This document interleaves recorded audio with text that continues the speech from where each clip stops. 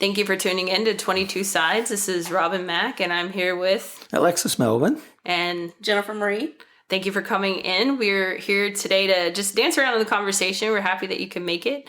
And thank you to those that are listening. We've had just a jump in subscribers and a bunch of downloads. And we are in May. We had our first month anniversary, I guess you'd call it. So we were celebrating our first month. No, that's 2 days from now. 2 days from now. Okay, well, there's still time. Okay, to celebrate. Mm-hmm. Right. And awesome. If anyone would feel like they'd like to, we do have a support link where you can support us with some money to help pay for what we're doing. And so we always appreciate that. And who knows, we might even have some perks later on. Yeah, that'd be great. So if you're clicking and playing and sharing, just thank you. And thank you for taking care and enjoyed this episode. Okay, Jennifer Marie, what do you want to talk about today? Well, we're pretty open. Okay. I came here wanting to talk about one of my passions, theater. Okay. I'm by no means like a scholar, a theater scholar or expert. I'm just I guess what you would call an aficionado. Yeah, like a connoisseur, a supporter, a cheerleader. I go to a lot of theater. Sometimes twice a week. What got you into it? Like, how long have you been enjoying theater? That's a good question. I'm glad you asked that. It's kind of funny the way I started, going to theater. It's actually only been for a little bit over a decade, but I was married to a musician for about 20 years, and like that ended in a really, ugly divorce. Sure. And divorces can be ugly, yeah. Yeah. Well, it doesn't always have to be. Well. Yeah. But this was particularly ugly. Right. And the thing about it was that we'd been together for 2 decades, and I was with this person from the time I was 16 to the time I was 37. Wow. And yeah, and so, as a lot of people can relate. That's a long relationship, actually. I literally looked up yesterday, what's the average length of a relationship? And Alexa or Echo said 2 years and 9 months. Wow. Depending on the demographic and earned money and culture. So in America, 2 years and 9 months. So you guys had like a few relationships. Yeah. So 2 decades is a long time to be with someone. And, as a lot of people can relate that, when you've been with someone that long, your lives become enmeshed and you start to lose your identity. Sure. And so, I all of a sudden I had lost my husband, my family, my best friend, all of this like pretty much overnight. Yeah. And that's rough. And so I was kind of left reeling, and I didn't know who I was at that point. And that's a scary feeling, Sure. like to just not know who you are after 20 years, because that was my entire adult life. So it developed around this person. And mostly what we did was, because he's a musician, we went to shows, and his friends were my friends. And so all of a sudden I didn't have friends. I didn't have a thing to do because I loved music, but like I didn't want to go to shows because that was a reminder of, this jerk that. So you were really social, but you kind of lost your venue and to be able to express that. Exactly. Yeah. And so what I had to do is I had to think back to, the Jennifer Marie before I got married. 16-year-old, you have different taste buds now. Exactly. Who am I? 16. As an adult. I had to go back to 16, and I was like, who was I before I met this? That's a good bozo? question. Yeah. And all I could think of was, I was at that time I was like really into theater of the absurd. Of the absurd. Yeah. Okay. And so I had gone, I think with the school to this not a school production, the Alley Theater. Okay. Did Albee directs Beckett. Okay. And I loved it. And I looked through like my old things from high school, and I saw that I had that ticket stub, and I was like, wow, I was like, oh yeah. I'm like, nice. So I'm like 16-year-old Jennifer Marie threw a ticket to, you in this moment, and it's like a little historian piece that's like, get your ass back to the theater. I have a little box of mementos from my childhood that I save, and sometimes like I go back through it. But yeah, that was the one in particular that sparked the memory that like, yeah, nice. I used to really be into theater of the absurd, and I used to love reading Beckett plays, and I mean, it was just weird, but like I found them relatable for some reason. And for those that maybe may not know what that is, I mean, the Alley Theater's in Houston still, so that's a wonderful place to go. And they they have a different level of outreach programs. They have shows, a lot, maybe a few a night, but is that a particular theater type? Well, I'll get into style? that. I'll get into that a little bit later, but it's kind of to answer your question. I saw that, and I happened to be walking past the Continental Club, and in one of the shop windows nearby, there was a flyer for the Catastrophic Theater. And you're actually wearing your Catastrophic shirt today. It's not a video podcast, but it's worth mentioning. Right. They were doing Endgame. Okay. And I was like, wait, what? Like this is like, that's a sign. Like I need to go see this. Like I need to go. And so I went, and this was back when they were like in the old diverse works. It was a long time ago. It's okay. No one's going to fact check you, but it was a while. And it was a while.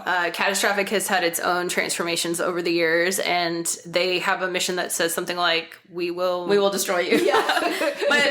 but yeah, we'll speak to that later. But all these cliffhangers. Right. So I walked by and I saw that, and I went by myself. So that was the first thing. That's I was a big like, deal. Yeah. I'm gonna go check this out and see if I still love theater, still love it as much as I did when I was younger, and I did. Wow. And I was like, you know what? I'm just gonna keep going. Like, that's I'm a message. Yeah. I'm gonna let's lean into this. Right. I'm gonna keep going. And when you're thinking about that moment, like, what did you love about it? Like, do you remember yourself in that seat, like, particularly? Because some people get super critical about, like, well, the production value was this or the subject line was that, but what resonated with you going back to it?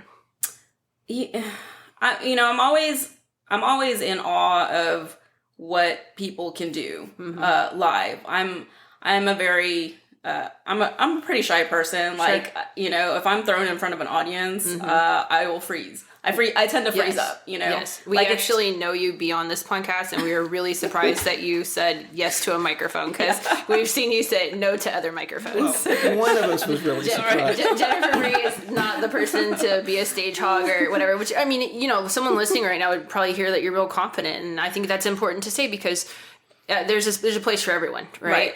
And it's the subject matter. It's the subject matter that I'm talking about, and so I feel a little more confident talking about it. But if and I've done performances. Don't get me wrong. Like, I can go in front of people. It's just terrifying, and so I know that feeling. And so when I see what people can do with the little money that they're given in Houston. I've been to Broadway in New York, and I've seen productions, and they're impressive. But like it,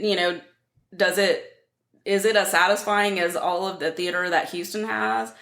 I don't feel the need to go to New York, spend money. I mean, it's so expensive. Whereas, Houston's got so much quality theater that is like, half of it's pay what you can. Sure. It's accessible. Sure. It's not, there's a lot of gatekeeping, I feel like, on Broadway. Sure. In here, it's like they have the opportunity to,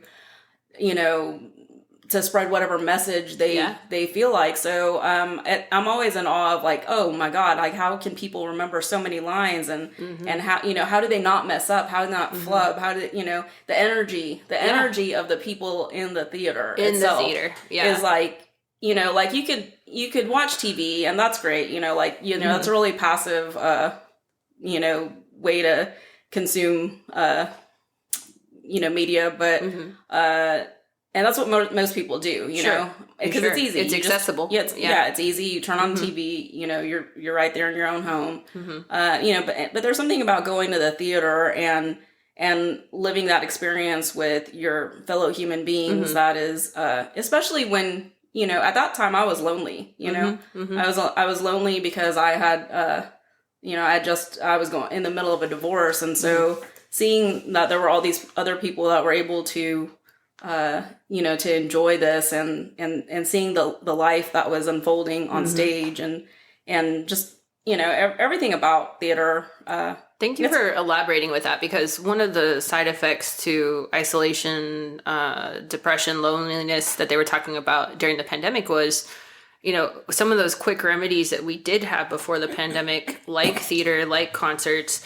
We couldn't, whether you're introverted or extroverted, you couldn't just go and be with a group of people and hear the same laughs or hear the same, or wow. That was brutal. Yeah, it's hard. And so you become your own echo chamber, and it's tough. But I just want to highlight that if someone is feeling some sort of way, maybe look for a group of production of music, theater, comedy, where you can share an experience with people and treat yourself to a ticket, volunteer, it's not, there can be paywall pushback sometimes, and that gives me goosebumps. But a lot of these theater places are also looking for volunteers. When you're down in the dumps, it's easy to isolate yourself, but that's the opposite of really what you need to be doing. And you don't even have to interact with the people. It's just kind of like being in a community, being, with people who share the same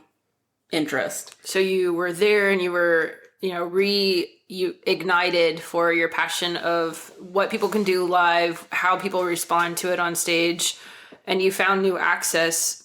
Were you kind of consumed with the theater bug after that? Yeah, I wanted to know more. I since then I've only missed, maybe 2, catastrophic productions in the last, over a decade. Wow. So they gained not just a one-time ticket. Right. They gained a whole champion. I'm a for subscriber their now. Mm-hmm. I'm actually a subscriber to 3 theaters. With my theater wife. Y'all know Jay, right? Mm-hmm. I have heard of Jay. Everyone's heard of Jay. Yes, I've heard of Jay. And thank you for outing your relationship. I mean, not everyone can come out about their theater spouse. But but I think that's also important to say, because sometimes people start to get into enjoyments that they like, and the people around them are like, oh, it's just not really my thing. Right, well, absolutely. That's okay. You still don't have to go alone. You just find a friend who also wants to go. You find wonderful. Someone in the theater who wants to go. And I mean, I have been privy to some of this excitement. In fact, I, full disclosure, was invited back to Catastrophic through a free ticket, which is a little silly given the fact that they're pay what you can, because you can literally pay $0. Right. But I just forgot about it. Right. And I knew them when they were in the Inferno Bride group, but I never knew their rebranding. And so here we were, a bunch of friends. Jennifer May is like, hey, I have a ticket for you. I go out to this Tamarine musical, let's say, because I'm pretty sure it was that. And it was a fun time. That Tamarine musical is the gateway to...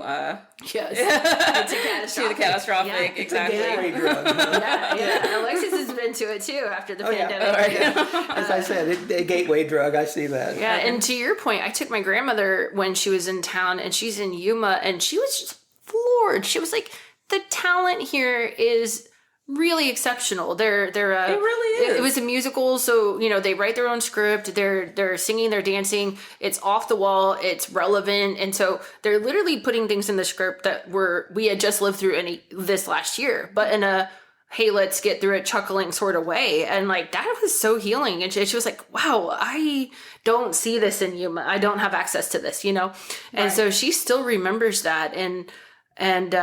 But back to the invitation of what I got to be invited on a free ticket or from a friend, I ended up extending that to the next person in the next theater, and they ended up extending that to the next person, because when it's pay what you can, it makes it accessible to share as well. Oh, absolutely. And the next thing you know, Catastrophic has way more viewers than they probably were getting just off of clicks or regular sharing marketing. They have literally butts and seats, which is a big deal for them to perform, so you can get that audience participation again.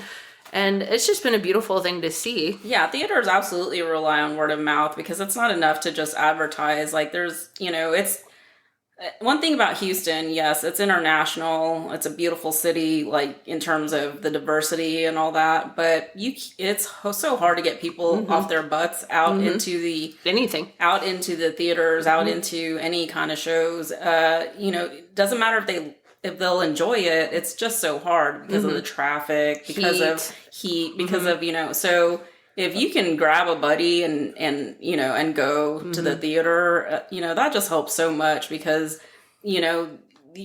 people are missing out. Yeah. People are missing out on so much talent. I think the other thing with Houston is there's so much to do.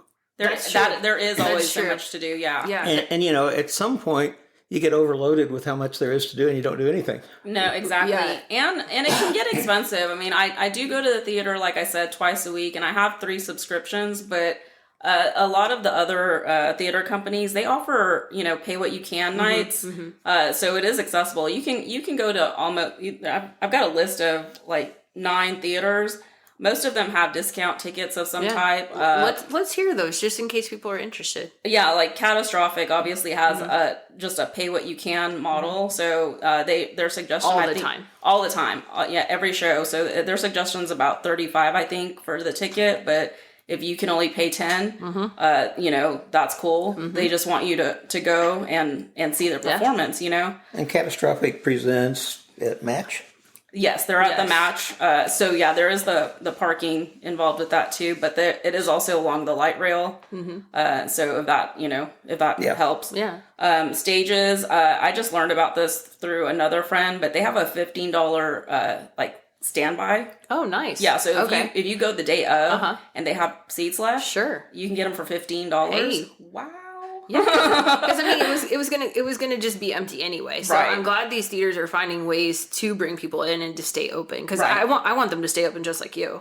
Right, and a lot of them. So in August, every August, which is my birthday month, there's this thing called Theater Week where a lot of these theaters offer buy one get one tickets on their productions. So if you're August, if you're going with a friend, that usually averages out to about $25 a ticket. Right, and I think so. In your experience with Jay, you had somebody that on a BOGO, and next thing you know, she's BOGOing and you're BOGOing, and there's a spreadsheet involved to find out who has tickets to what and which pal is going. Right. Well, so you guys have a very open theater relationship because this spreadsheet is pretty detailed. Because after a while, it gets we don't like to miss. You don't like to miss, but after a while, it gets hard to go. Wait, who's going to this one? Right. And then it's kind of fun that if you just, I want to throw this out there because I said to someone, oh, sometimes there's theater tickets involved, and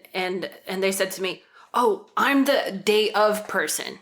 So if you have anyone who doesn't want that seat, please call me. Oh. And then that's crafty, but that's, you know what? Hey, that comes up more often than you think, because sometimes people have to do something else or they can't make it, and Last you still minute. don't want that seat to go to. Oh my God, so many times. I need that person's number because that happens. Jamie Gonzalez. Okay. But actually, hey, Jay filled that Jay fills that for me a lot of times too. We have 3 theaters that we have subscriptions to together. So we're always paired up for that. But then you've got all these other ones that piecemeal we go to. But so Stages has that $15 standby. Main Street, the best thing to do for them is usually their preview subscription is pretty reasonable. I want to say I paid like $80 or $90 for next season. Okay. And how many shows are in a season if someone doesn't know? Yeah, and that's what sucks. Changes. Main Street was doing 6 productions per season, but they had to cut down back to 4 because of budget constraints. Sure. But they have free parking around the theater if you get there early enough, and the pay parking isn't too bad. But or you can do like Theater Week and buy one get one for them usually. Mildred's Umbrella, their productions are usually around $20. It's a smaller theater. They're not doing as many shows, but it's all women. It's focused on women, like their stories. Yeah, they give access to that. Right. I feel like each place has their little niche, so it doesn't feel like they're competing as much. They do just have a little bit of differences, but in Houston, the wonderful thing about the theater is most of them choose to focus on social justice themes. And so, it just depending on which theater, they'll hit you harder with it, like catastrophic. Yes. Catastrophic was sometimes over the head if you don't actually leave. Right. They're we will destroy you is their motto. Sure. So you know that going in. Catastrophic will make you think, and will make you feel something. Yeah. You're gonna either I went to see one play. I love Catastrophic, but like I hated it. Yeah, I hated this play so much. It was cleansed, and I had to talk to Jason Nogler, the artistic director, after to process my feelings. Sure, that's a good point because a lot of these theater places have talkbacks. Right, I did the talkback, but then we had to talk one-on-one over it because I was like, why would you do this? And I hated it so much, like I had a visceral reaction to it, but I still respect the hell out of them for putting it on. Okay. For doing it because they had something to say. It's made me think a year later still about it. Like I still think my feelings on it are still evolving. Wow. Yeah. And that to me is another difference. I mean, you can get that with TV, but you're going to get it in a whole different experience if you're sitting in an environment where that's being produced. Yeah, it's at a different level with your senses. I was so, it was almost like a horror play. And I hate horror movies. Sure. And so the thing about it, was like there was violence. There was so much there was so much violence in it, and it was horrifying to me, and it was making me so mad. But it was cartoonish violence. Like they even like toned it down. Like they had like these, fake rats that were, I mean, it was pretty cartoonish, but it was still giving me this visceral feeling. Right. Sitting in the theater to where I was shaking. Yeah. I could feel you feeling that again. And yeah. Yeah. And so, I feel like we've all become desensitized to like movie and TV violence, Sometimes, like you see it. Yeah. You see it and it's much more real, but it doesn't affect you in the same way as like sitting in that theater did for me. With TV, you aren't in it. You're watching it. Exactly. And it was so and with theater or even a movie, real. Yeah. If you're some place where it's a crowd and you're there, you're sort of in it. Yeah. And you're in it, and they did, like I say, they scaled it back, they toned it down, I think for that reason. And like there was a lot of exaggerated, like, cutting off of body parts, but it wasn't real, but like the sentiment behind it was, and I sat through the whole thing, and then I was like, why did I sit through the whole thing? I could have walked, but I felt like I couldn't leave. It's a weird feeling, but yeah, we did have a long conversation about it afterward, and that's absolutely not. You could tell he felt bad about it. About my feelings, like, but at the same time, I respect that.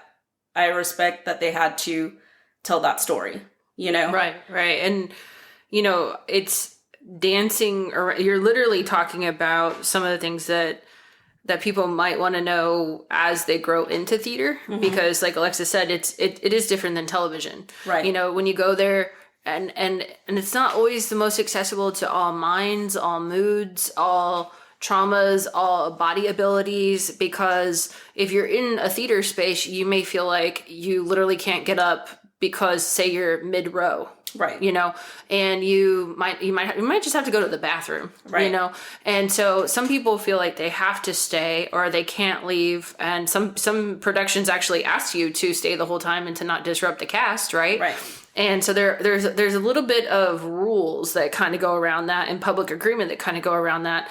And I think that knowing it's important to say, I think your theater experience, the way you view theater, is to not read descriptions before you go to things, right? That's something I know about you. Yeah. Is that correct? I like to be surprised. Okay.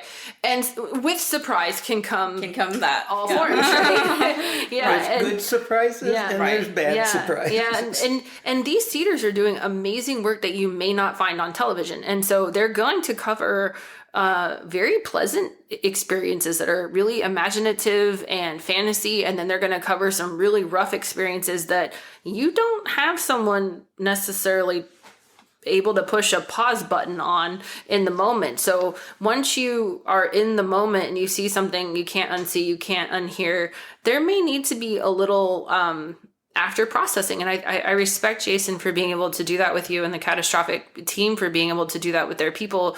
And so I would say, if you are somebody that may not want to be subjected to all topics, violence is one for people, but sometimes I'm in a mood, I don't want to watch happy stuff, to be honest, right? Like, or I don't want to watch rape stuff. I don't want to watch racism stuff. I never again in my life ever have to learn one more thing about Nazis personally. Right. Like, been there, done that, felt it to my core, will live a better life because of it personally. Mm-hmm. But to see it over and over again, or, you know what, even annually revisiting the Nutcracker, not to poo-poo people's traditions, but you just don't have to watch all the same topics if you don't want to. There's so much, thankfully we're like so privileged, and the people work real hard for this in Houston, like to have so much subject matter diversity that you really it's kind of cool to like go and read the descriptions, and for the first time you'll see people taking on topics that they never have, and then maybe you don't have to do any of the traditional stuff that maybe you never related to or didn't want to watch. Well, what's cool about all the Houston theaters that I follow is that they bear witness to marginalized communities, and that was going back to Cleansed, the Catastrophic one that I had issues with. Sure. That was the thing was that was bearing witness to somebody's severe mental illness. The playwright actually ended up killing herself. So that was so difficult. Yeah. And it's not something that you would normally seek out. You would not normally seek to be inside the brain of somebody with mental illness, inside the mind of somebody with mental illness, but they did it. Right. They felt that they had to bear witness to that. And you don't get that in places that, that have to sell tickets for a certain amount, that have to fill the seats, So I think that's an amazing thing about Houston theater, is that you get the good, the bad, and the ugly, Well, in Catastrophic's commitment, they have people who are open about their mental illness, and they are employing people. Some of the casts share about those things, and they go through those things. And so, again, it's really nice to have a place to go and see some of that stuff, to be related. If related is what you're going for. Right. If it's not, then maybe, just you're going to have to be... It depends on your own mental space. No matter what, you're going to have to be responsible for your own care. Yeah. And some people may not organically know that going into the theater, and they may not understand the rules, and they might feel like they have to sit there. They do not. Right. They do not. Right. That's true. Did we get through your list? No, we haven't gotten through it. That's what I was thinking. We keep going back to your number one. That you mentioned. So it is my number one. Sorry. So Mildred's Umbrella. They have something coming up, I think in September, and tickets are about $20. But you can also volunteer. They have volunteers so you could get a free ticket if you need that. Cool. I think Stages also has volunteer ushers that you can get free tickets. I know that the Hobby Center, their volunteers really love volunteering. Yeah, Tuts had a great season last season. I loved it, and I don't normally like musical theater, but it was a great season. I saw the Cher story, the Gloria Estefan story. It was On Your Feet or whatever. So wait a minute, you enjoyed the Diva series? Oh my God, shocked. It was great.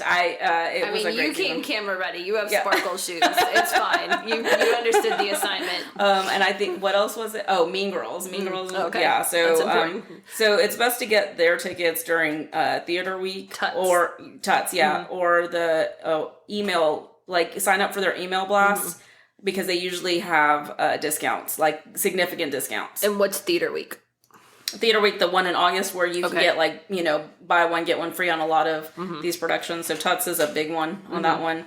And because their tickets can run it pretty expensive. You can sit in different parts of the theater and it lowers the ticket price. But if you can get during Theater Week, that's usually a good deal. Yeah, and one real quick comment. We're in Houston, and for those of you that aren't in Houston, August is a special month in Houston. You're going to want indoor fun. Yeah. You're going to want indoor fun, and even getting there can be brutal. Yeah. Theater Week is in August, and they do, I think, activities in the actual theaters, but the tickets that you buy during Theater Week, like, that's the thing. Jay and I like to plan ahead, because the tickets that you buy during Theater Week can be throughout the entire next year. Cover the year. Right. Yeah, so if you're really into it, that's when you get the discounts. If you already know you want to go to look in August production, then in August is the best time to look.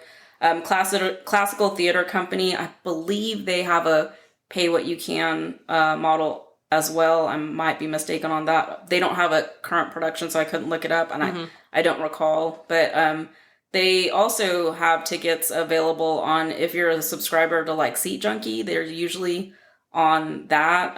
Seat Junkie used to be a better thing for Houstonians pre-pandemic. You pay for like a subscription for the year, and then you're pretty much a seat filler for for productions, various productions or whatever. But they used to be on that one, so you can sometimes get free tickets on that. And Dirt Dogs has pay what you can nights. It's a pretty good list. Yeah. Unfortunately, I feel a little embarrassed that I have not gone to, I don't think, a single ensemble theater production. I know. I was looking like at the theaters, and I was like, wait. But I go to so much theater that like I hesitate to add, but that's no excuse. I need to go to an ensemble theater production. I'm just shocked that you've been doing this for a decade and there's a theater you haven't uncovered. I know. So I'm not shaming you. I'm just impressed that you haven't discovered something. And I think that's a beautiful thing about something that people love, is if they can still, years into it, find a newness, Right. And if ensemble is your thing, then I hear they do great work. I need to go check something out, because it's right across from the match. So it's, there's no excuse. Fourth Wall has stuff at Spring Street. Their ticket prices usually run high, I feel like, but I think they also have the volunteer tickets as well. So really, if you want to go to the theater in Houston, money's usually not an issue. Like you can always find a way to get there and not pay a ton of money, Exactly. And for those listening, if you're having a moment where that is just not in your budget, or you want to take a few friends or something, like maybe email them, let them know, because they might have a slow night and they could probably cut you a deal, or they might work something out. Like, you never know. I mean, a lot of these missions of these theaters is to have people in the seats. They want to share what they've worked really hard on. I mean, theater, you have to work for hours to be able to even put that off. And theaters are like anything else, like an airline seat. Right. Once the performance is over, the seat's worthless. It didn't get filled. Right. Yeah. Exactly. And every single one of these theaters that I've gone to are this is important to me because my partner is in a wheelchair. They're wheelchair accessible. Oh, that's wonderful. They're wonderful about working with you. Especially if you give them just a little heads up that you're coming, and that you need a wheelchair accessibility. They'll pull seats. They'll rearrange. That's so good to know. So you have been to these places and you know that they are wheelchair accessible. Every single one of these is wheelchair accessible. Now the only one that's a little bit of a disappointment is the Spring Street for Fourth Wall, you kind of have to go in through the back route. It's a bit of a hassle. Like I'm not going to lie. building. Right, but it's still accessible. Yeah. So if you're going into the Fourth Wall, well, anything at Spring Street Studios, just know where the entrance is, and maybe you don't have to walk around the whole building and whatnot.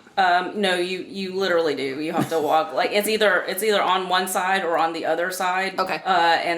And you have to get somebody to open the door for you. That where the ramp is. There's going to be some pre-work. That's my only. It's possible. Yeah, that's my only complaint. But sure. it's But I think you said something real important. Give them a heads up. Give them a heads up. You have give to them some time so they can work with you. Don't just show up the night of and say, oh, by the way. Right. So, I've had to do that on occasion just because my somebody dropped. Who I had planned to drops out, and my partner so graciously steps in and goes with me. But I think it's important to keep being aware for friends that are asking friends, theater spaces, group oriented spaces, like especially when the heats are high.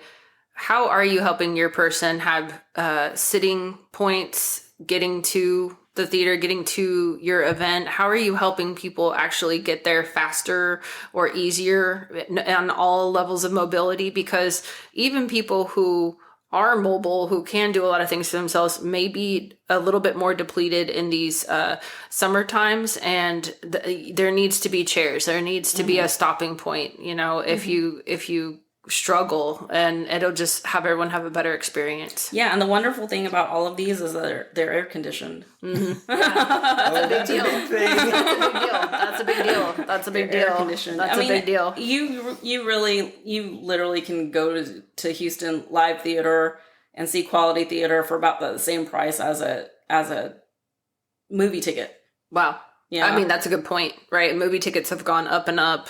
Right. That's a good point. Yeah. Well, thank you for sharing that. Yeah. Yeah. So what else should we know about Houston theaters? Because you didn't just enjoy theater, you also became a performer. Or were you a performer before? I mean, it doesn't sound like it. I truly, I don't. You're like, let's not highlight that. I don't consider myself a performer. She's blushing. I'm a reluctant performer. Okay, let's not highlight that then. Yeah, I will sometimes we don't want your openings to pick up in case this gets viral. Like Jennifer Marie is now looking for spots. She's like, no. I prefer to be more behind the scenes. A reluctant performer. So when you say behind the scenes, what do you mean? Support, like I'm more of a producer than a actor type. That's where I was headed with it, right? Without actually saying it. Yeah. I enjoy. I mean, I enjoy it. It definitely. Kuma definitely pushes me to do new things. You ended up getting some pushy friends when it comes to theater and party throwing and things. Okay, well, another thing that is possible to talk about if you want is the power. Well, I mean, it kind of like leads into where you were starting, was how to develop relationships. I know that you volunteer in different ways in different places. Do you want to speak on that or no? How to develop relationships, like we're spinning off of how to not be lonely. Well, you don't have to. I mean, before you were talking, I thought some of the topics that you have that add value to your life. This is my observation and opinion, that some people that wonder if it's worth the work is volunteering. Like, if that would help people, yeah. So, going back to when I was trying to rebuild my life and rebuild, relationships and friendships and all that, of my own. Okay. So let's start like this.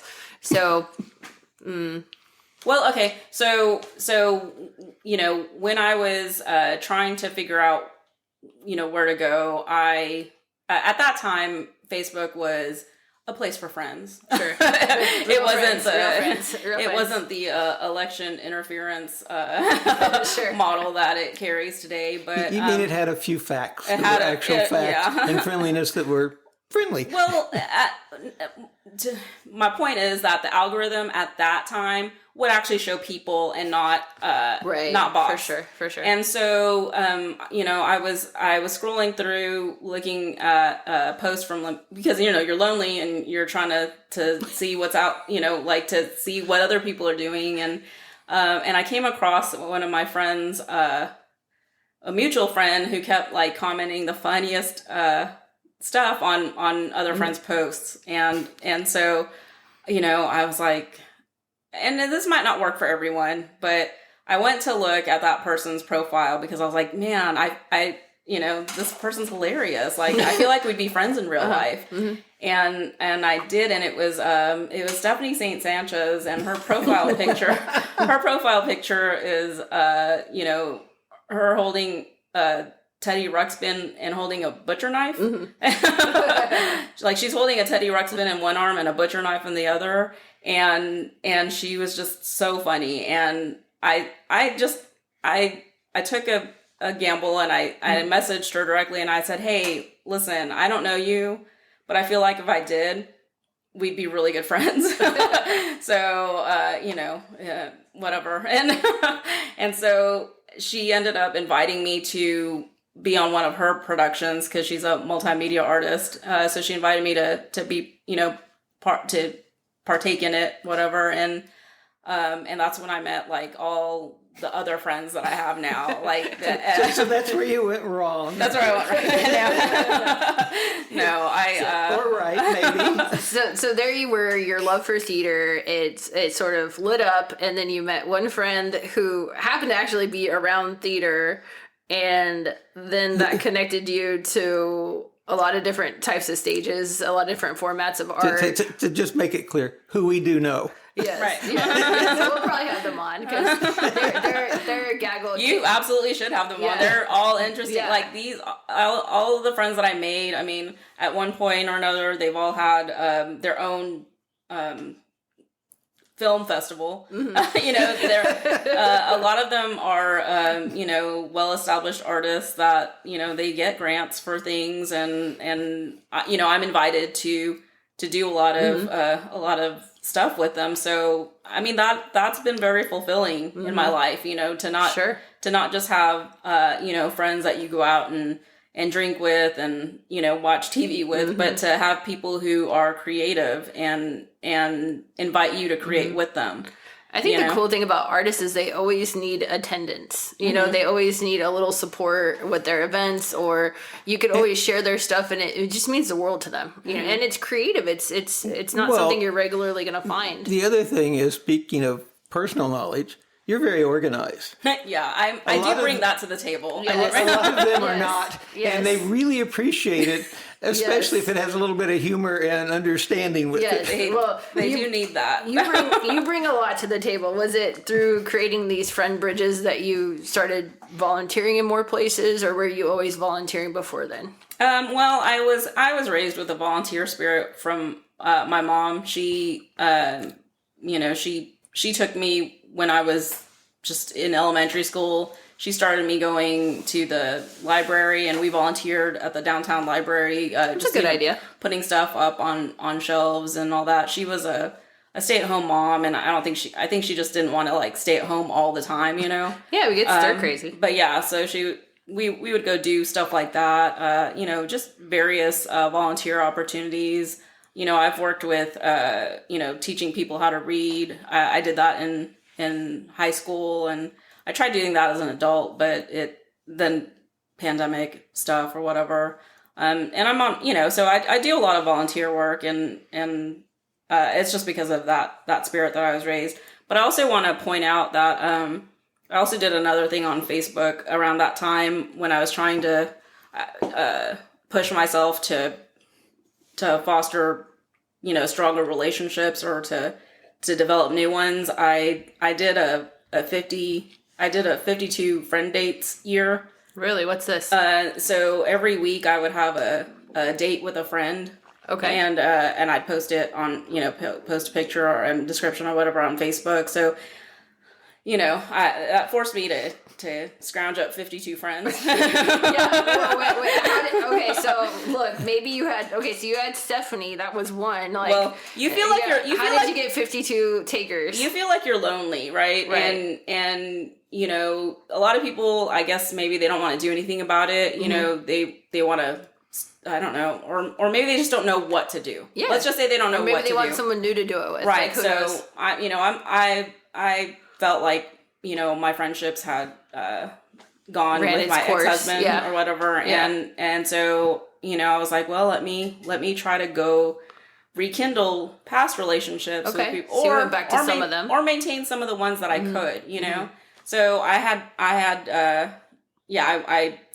just had to think of 52 people. And if I couldn't think of one, I had to find somebody. I mean, at some point you got to the end of like your friends list. So I had to. How'd you get the new ones? I did 52. You had 52. Oh, I did. Yeah, okay. I did one a week. Okay, so you stopped and looked in your life, and after all the loss, you still found 52 people that you could connect with. I had to. I mean that's pretty phenomenal. That's pretty phenomenal because especially. Oh, it's exhausting.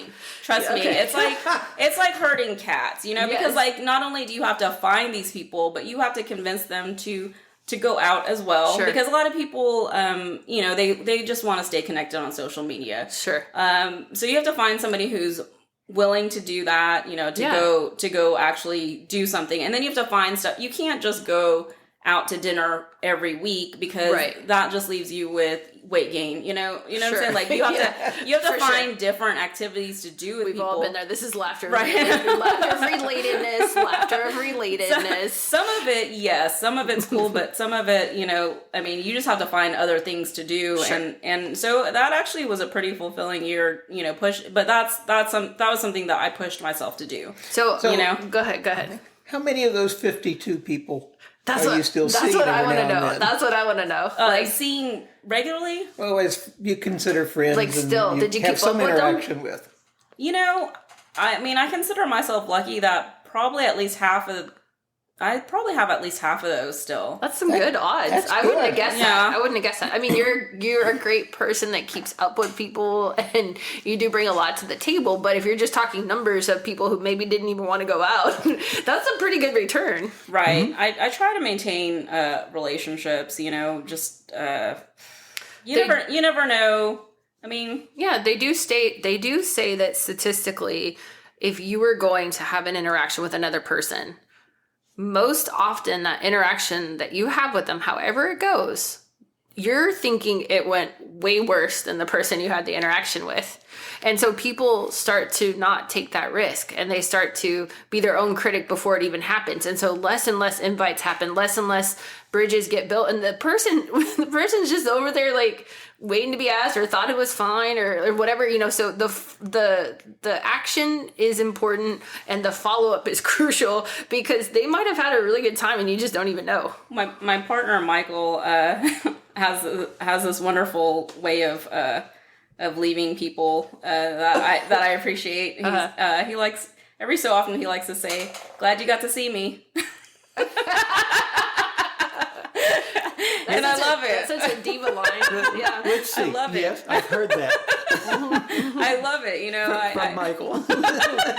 Glad you got to see me. Glad you got to see me. Yeah, so that's his version of "you're welcome."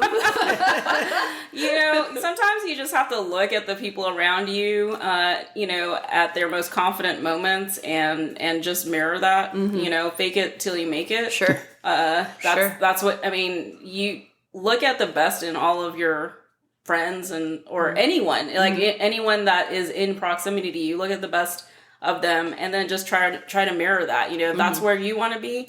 There's so many times where I have been in a situation where I am forced to socialize with people. Right, and you're saying you're an introvert, so you're not interested. You're not going in strong with that. Yeah, I don't.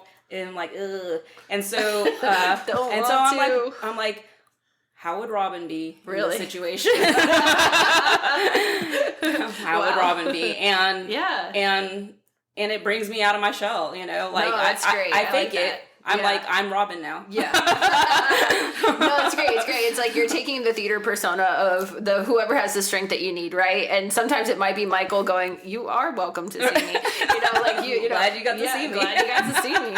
You know, and then sometimes it might be that Stephanie St. Sanchez vibe of like, "Hey, I'm going to get this gaggle of kittens together and see what happens," right? Oh my God. Stephanie is the best storyteller. I can't wait to have her on here. Just the best. Oh yeah, Stephanie. Stephanie can hold court and just like have you in tears with the ridiculousness of some of her stories. So yeah, that's one thing that I do look to Stephanie when I'm thinking like I need to tell a story. But it's so hard to learn that. Sure. But I really appreciate the exercise of like you're in a moment. We all have our strengths and weaknesses, our strong, moments, and sometimes our shaky moments. But it's like, what friend could I pull from right now in my mind that could like totally deliver on this and just sort of like imbue them, just like go like, okay, I'm going to bring them into the table and see what happens. Right. And that's important. And you've certainly been that person for me. When it's, it came inside of well, actually a few ways, but on this note, you said to me one time, it was regarding a friend and that they were being very isolated at the time. Right. And you said to me, like, what it took for me to break out of my isolation was a lot of just showing up attempts, like every baby shower, did you want to go? No, but you went. Every postcard you wrote someone, did you want to write it? Maybe. It was cute, but you still had to take the time and get the stamps, and what came of that is great. And so I think sometimes it really is important to remember that it is a numbers game of putting actions out there to seeing where bridges connect. You got to water your garden. You do. And even when you water it, I mean, especially in Houston, like, it dries up quick. We're in the middle of planting season and, like you got to admire the blooms when they're there and then they're also not going to be there at some point, and so you're making a lot of memories and you inspire me a lot and I can go on and on, but I am excited to maybe have you back on a cat panel. Where we talk about cats and share stories and just be funny divas. I likely won't be here. Oh, so yes. You're lost. And I'd like to do a dog one because they're different people. I know exactly. But you don't have to be a yes to all things, but look at the yes that you want to lean into and go from there. And that's something I really knew myself, but knowing yourself, you still have those moments where you need to be reminded by somebody else, and you've been that person for me. So thank you very much. I have really valued our time together, and I authentically just kept seeing you around people I knew, and I stopped and I said, what's your story? Like, what do you do? Where do you work? Like, what are we supposed to say in this moment? And you were like, I mean, that's not like the biggest takeaway from you, but we just kept hanging out and then I think there, like, in fairness, it was a wonderful thing. There wasn't much word shared. There was a lot of doing because we were volunteering at events, getting them off the ground, putting up chairs, climbing up ladders, and I just had so much appreciation for you because I was like, dang, if Jennifer Marie is like willing to climb a ladder so many times for this event, I need to step up my game. Like, what am I doing? Like, I am sloughing in comparison to her, I appreciate that. So it's kind of like one of those things where if you're a runner and you want to increase your pace, go for the fastest runner, not the one that's behind you. Like go for the person that's doing something and just see what you can glean from it. And you've definitely been that person for me. Oh, thanks. And what I can say is that I've always enjoyed the fact that, A, you're basically quite nice. But there is a point. And some people don't have that point where you just need to be blunt and get it done. They don't call me Honey Badger for nothing. Yes. Jennifer Marie once shared with me that she feels very related to a honey badger, and as much as it's good to be a yes person, there is a limit, and I don't know mine all the time. And so when I feel like maybe it shouldn't be a yes or I'm overextending myself, I call my honey badger line and I say, Jennifer Marie, I need a honey badger because something might be off here. And she was like, no, excuse me, no. She's like, might. Yeah, she's like, oh, we're gonna walk that back. Like that is absolutely not happening. This is where it's too far. It's too far. The audacity. Yeah, and it's important to have those friends because it's like when you have those moments, it's like, okay, I need to phone a friend for when I'm down. I need to phone a friend for. Oh, when I know I should say no, but I can't. That's mine. And, I need to phone a friend for when I want to have fun. I need to phone a friend for I just want to talk about cats and not the world's on fire. I need to phone a friend for when I feel like I don't know what movies to watch, but maybe we should start a Queen Latifah appreciation party. I mean, all I'm saying is we don't talk about the Queen Latifah Appreciation Society. It's just, hey, if someone deserves appreciation, I will talk about that. But it is important to have a honey badger that will not invite everyone. So you have to start your own appreciation party and keep going. And so if you don't find fun in theater or pals or volunteering, that is okay. Keep looking for you and you'll find it. There's tons of things out there and we're going to keep inviting people to talk about their thing and maybe you'll glean some of that. But also, just a reminder, say yes sometimes. Mm-hmm. Like, if you keep saying no to everything, you're missing out. You're already at a no. You don't like if you automatically think, oh, I'm not going to like it. You don't know.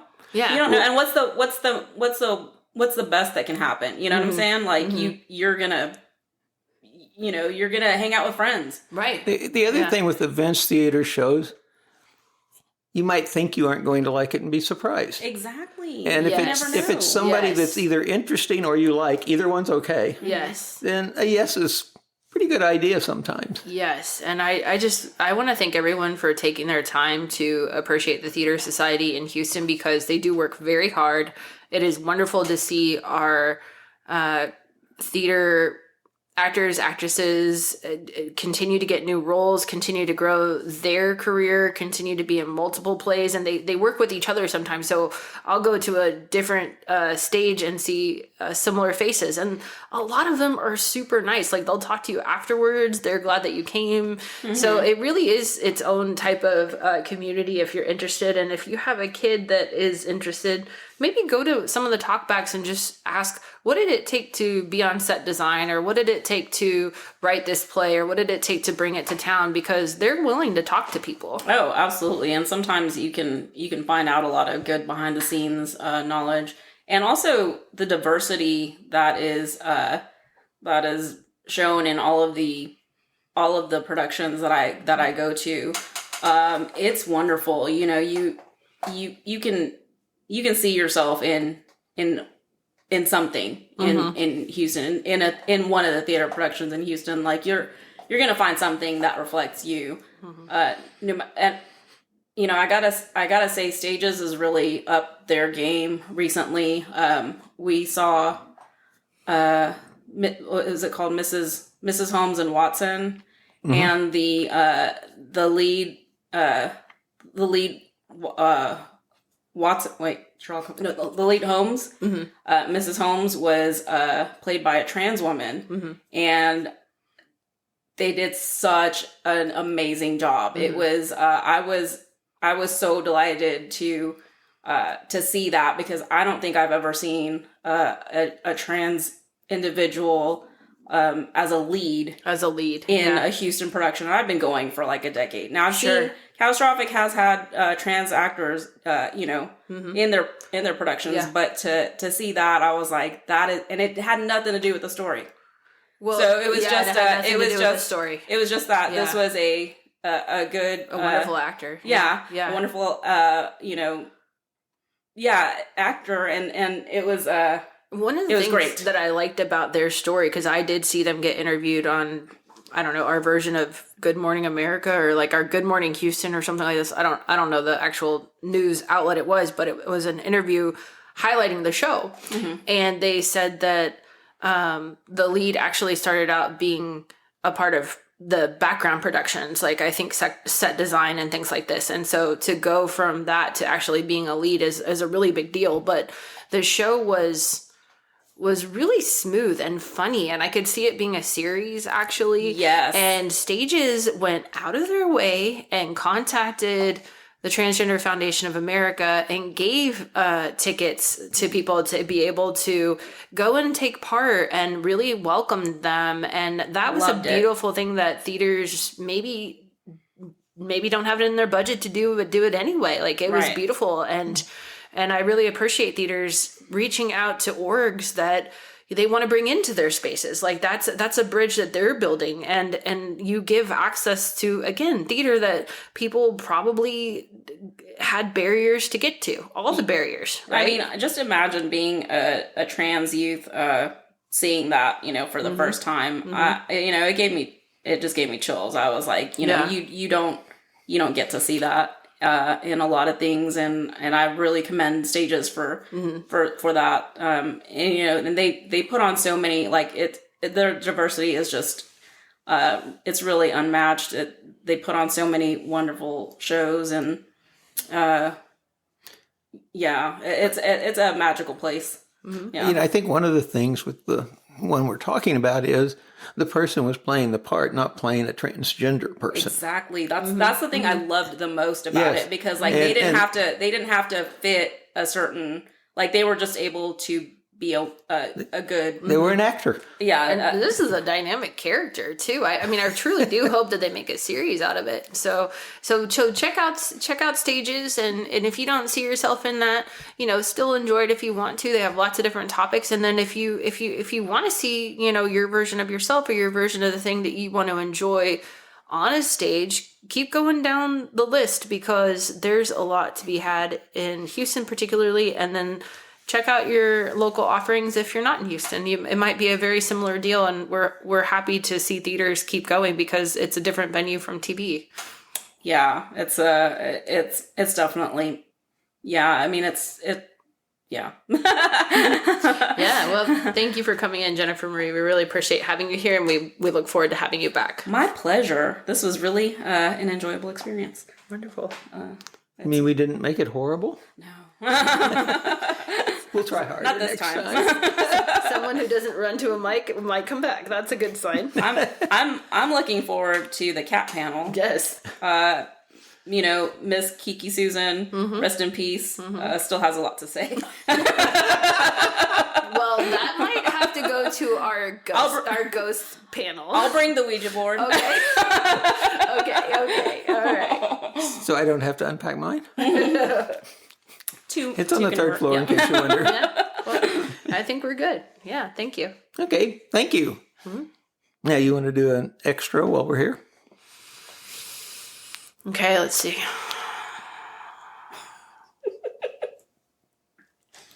Thank you for listening. If you enjoyed this episode, you might want to check out Melalani's episode, and stay tuned for the cat panel and Stephanie St. Sanchez, because I'm pretty sure it's on the way. And feel free to send us questions. We have 2 or 3 ways you can do that. The best way is to send them via our talkback, and we'll get them right away and give you an answer that you may or may not like. but it'll be answered. Thank you.